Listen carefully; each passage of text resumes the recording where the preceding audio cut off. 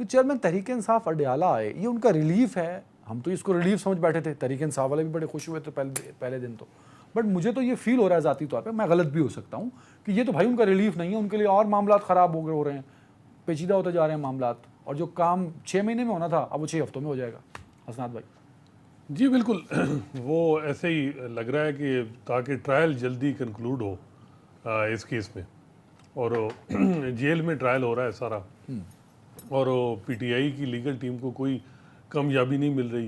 Islamabad high court में जो कामयाबी वो समझते हैं, बाद में पता चलता है कि नहीं, वो नाकामी है, उसका जो है वो कोई और ही उसका फ़ायदा जो है वो होगा, और बल्कि उनको नुकसान होगा, किसी और को फ़ायदा होगा।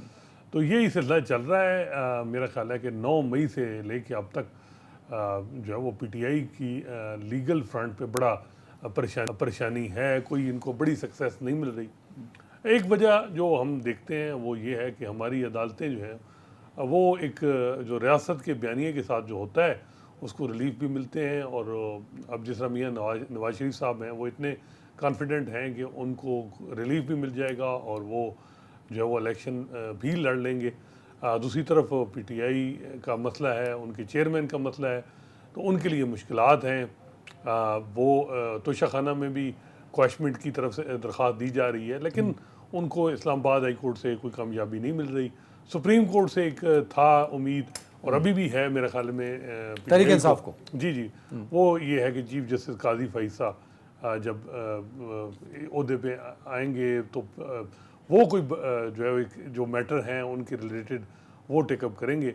अब उनका बड़ा वाज़ेह ऐलान है कि supreme court practice and procedure act जब तक डिसाइड नहीं होता उस वक्त तक 184(3) के केस नहीं लग सकते, और गालिब इम्कान है कि अगले हफ्ते ये supreme court practice and procedure act पे फैसला आ जाएगा। उसके बाद 2 बड़े जो है केसेस जिनमें पीटीआई को बड़ी शिद्दत से इंतज़ार है, और भी लोगों को है, एक 90 दिन के अंदर इंतखाबात का मामला कि इस हवाले से फाइनल फैसला क्या होना है, दूसरा फौजी अदालतों में सिविलियन ट्रायल का मामला, उस पर भी जो है वो जिसमें तहरीक इंसाफ को बड़ा एज मिल सकता है। जी ये 2 मामलात केस फिक्स होंगे।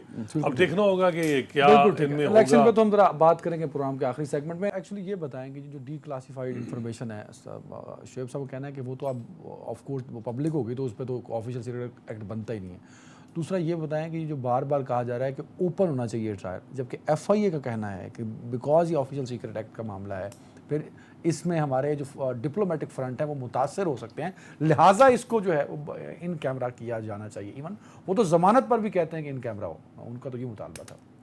देखिए कानून में ये चीज़ मौजूद है, लेकिन हाई कोर्ट को ये देखना है। दरख्वास्त भी पीटीआई ने फाइल की इस हवाले से, उन्होंने तो कहा कि उसको इन कैमरा ना किया जाए, उसको वही मैं कह रहा हूँ कि उसको पब्लिक किया जाए। देखिए इसका फ़ायदा अल्टीमेट तो पीटीआई को मिलेगा अगर आप ये जो इसको खुफिया रखेंगे और जेल ट्रायल करेंगे। इनका फ़ायदा जिस तरह जज हुमायूं दिलावर ने किया उसका फ़ायदा पीटीआई को हो गया, और उसका फ़ायदा ये हुआ कि चीफ जस्टिस जो साबिक थे उमर अता बंदयाल, वो उनके रिमार्क्स हैं कि इतनी जल्दी क्या थी।